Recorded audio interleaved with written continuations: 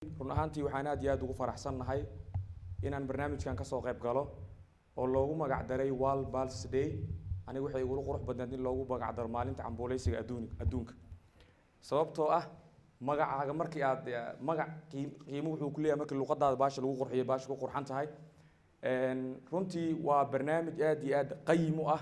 loona baahnaa mar hore inay ka fikiraan dadka ku takhasusay culumta beeraha ee ugu horeysa jaamacadda Zamzam ka shaafici ahaan waxaan ku xasuustaa tiimka jaamacadda Zamzam macallimiinteeda hadda ugu badan waagi aan masterka diyaarinayna aniga kulliyadda finance and banking aan soo diyaariyay iyagana beeraha ay diyaarinayeen waxaan ku xasuustaa in habeen iyo maalin ay ku jireen wax la yiraahdo experimental wax la yiraahdo aad iyo aad u dhib badan oo mar beerihii wax lagu testi gareeyo mar howlo badan laga soo qabto xaqiiqatan waa wax aad iyo aad loogu farxo in raashinkii dalka la promote gareeyo la dhiirigeliyo dadkana la jeclaysiiyo fawaaidda ay leeyihiin in la tuso tusaalahan haddii qofka maanta habeen iyo maalin uu isticmaalo baasto uu isticmaalo bariis uu isticmaalo caafimaad ahaan uma fiicna yani costi ahaan uma fiicna sababta keenaysana waxay tahay haddii la promote gareyn lahaa raashinka dalka ama digirtii la promote gareyn lahaa waxaa dhici lahayd digirtii inay noo dhaqiisnaato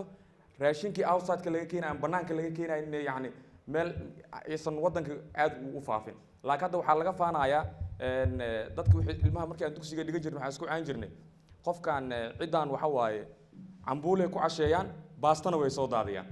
laakiin taas bedelkeed waxay ahayd in baastada la dayaco oo cambuulada lagu faanay ahayd aniga shaafici ahaan waxaan ahay reer kaaraana ahay maanta wallahi barnaamijkan aad iyo aad aan ugu faraxsanahay maadaama cambuulada maqaamkeeda la sheegay insha Allah waxaan rajeynayaa macsarada booskeedan in maalin loo sameyn doono haddii Ilaahay yiraahdo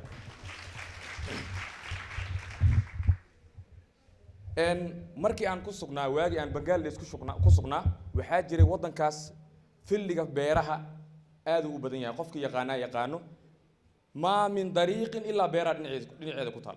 jid ma jiro illa dhinaceeda beeraha ku taal waxaana ka baxay bis bariisa ka baxay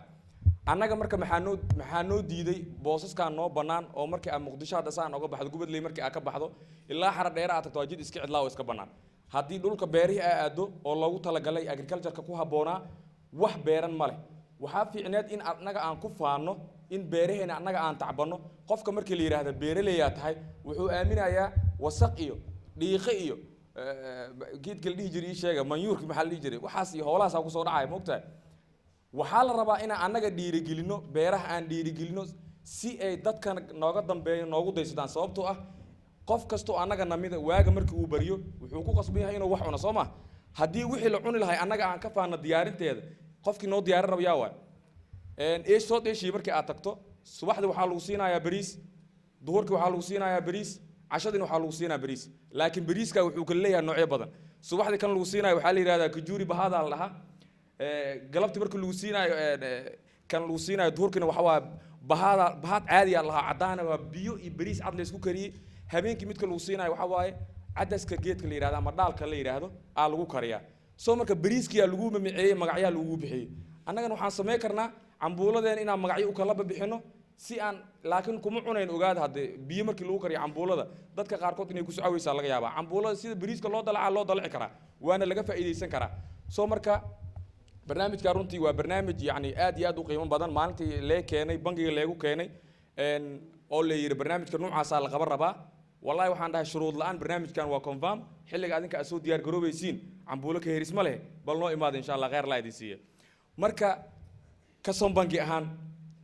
insha Allah taala waxaan ballan qaadayaa haddii aan noolahay insha Allah taala in barnaamijkan World Pulse Day ama barnaamijyaadka kale ee lagu dhiirigelinayo ama lagu promote gareynayo beeraha